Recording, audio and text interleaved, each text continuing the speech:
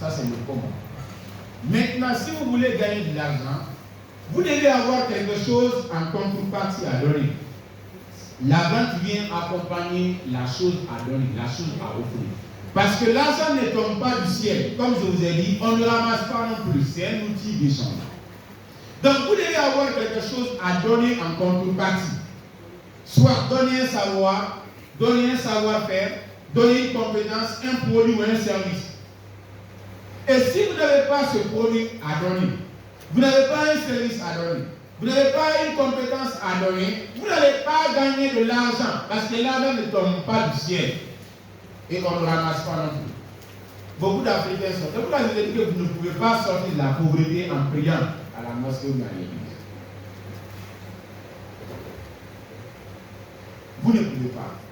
Il faut que vous ayez quelque chose à donner. Beaucoup d'Africains sont pauvres aujourd'hui parce qu'ils passent tout leur temps en train de prier Dieu, aide-moi à gagner l'argent, Dieu s'il vous plaît, aidez-moi à l'argent.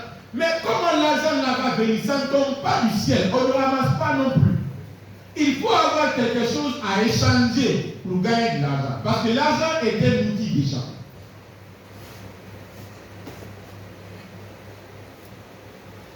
Maintenant, vous, dans votre situation, par exemple, ce qui peut vous aider dans le monde des affaires, soit vous êtes entrepreneur, vous présentez un produit, un service, une prestation, soit vous êtes salarié, vous travaillez pour quelqu'un, on vous paie pour ça, soit vous êtes investisseur, vous mettez votre argent quelque part pour que ça continue à travailler pour vous, soit peut-être vous êtes travailleur indépendant, vous êtes un coordonné, vous travaillez pour vous-même sans travailler pour les gens. Il y a ça aussi.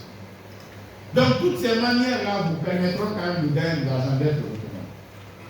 Nos parents qui gagnent l'argent, comment ils font? Ils travaillent pour les gens. Non?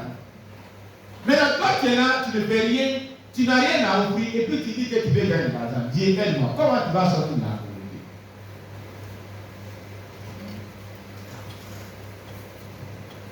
C'est ça le véritable problème. Maintenant, vous, en tant que jeune, à votre statut, à votre niveau, vous devez aujourd'hui apprendre des compétences génératrices de revenus. Vous devez apprendre ce qu'on appelle les compétences génératrices de revenus ou des métiers au secteur d'avenir en Afrique. Parce que vous concourez un risque, un gros risque comme ça là où vous êtes. Vous, surtout vous les étudiants, là, vous les diplômés, vous qui faites L4, vous qui faites L3 là, ou bien je ne sais pas trop, vous concourez un véritable risque. Mais vous ne savez pas. C'est pourquoi souvent quand on vient dans certaines universités, on dit formation indépendance financière, comment gagner de l'argent? Venez, ils ne viennent pas, ils me font pitié. Moi je suis passé par là. Depuis 2016-2017, nous on a tout. Je vous jure, j'ai des gens, j'ai fait les banques finances ici à Zompognon. J'ai des amis jusqu'à présent, ils n'arrivent pas à s'en sortir financièrement. Imaginez depuis 2016-2017, ils n'arrivent pas à s'en sortir financièrement. Ils ont des problèmes financiers. Pourtant, ils étaient intelligents. Ils étaient vraiment très compétents en classe. Mais ils n'arrivent pas à s'en sortir. Parce que votre connaissance de l'université n'a rien à foutre avec la vraie connaissance de la vie. Ça, c'est un. Deuxièmement, ce qu'on vous enseigne là-même est périmé. Allez-y sur Google. En 2017, je suis tombé sur une statistique. C'est pourquoi si vous êtes étudiant, vous êtes orgueilleux, vous allez vous faire du mal. Partout où je passe, je dis aux gens, surtout les jeunes. Moi, quand je suis face aux jeunes comme moi, je donne beaucoup d'informations. Parce que je me dis que si je ne vous aide pas à votre niveau là, vous risquez d'être dans si je savais. Vous avez des grands dans le quartier là-bas, ils ont 35 à 40 ans, jusqu'à présent, ils n'arrivent pas à s'en sortir. Ils continuent encore à soutenir les gens, mon grand, Doumbouya, ainsi de suite.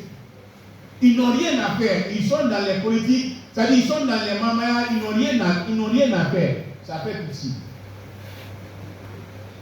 Et si, dans votre statut là, vous ne cherchez pas à trouver la solution à ce problème, vous allez vous faire du mal. En 2017, je suis tombé sur une statistique de l'AFD, l'Agence française de développement.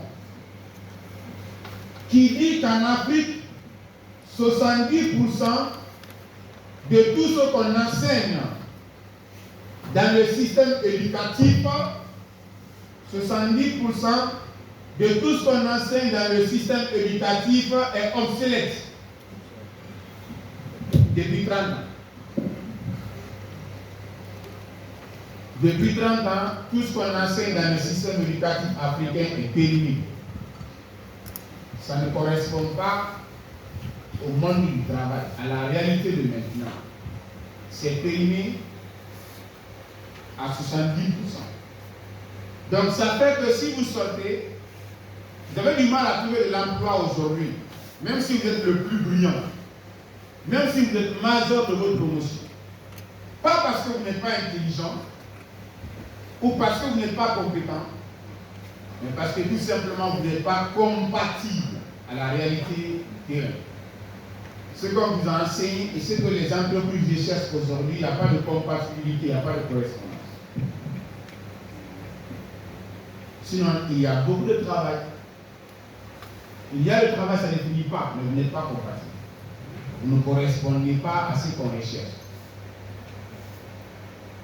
Même quand vous partez dans les entreprises de mine, on peut lancer des postes là-bas, des postes de travail. Je vous jure, on peut lancer l'offre qui va mobiliser plus de 200 personnes ou 300. Je vous jure, sur les 300, on peut ne pas trouver. On m'a dit ça à Dunia, par exemple. On peut ne pas trouver quelqu'un qui peut occuper les postes. Pourquoi? Parce que ce qu'on les a enseignés à l'université dans les lignes de haute là, ça ne correspond pas à ce que les entreprises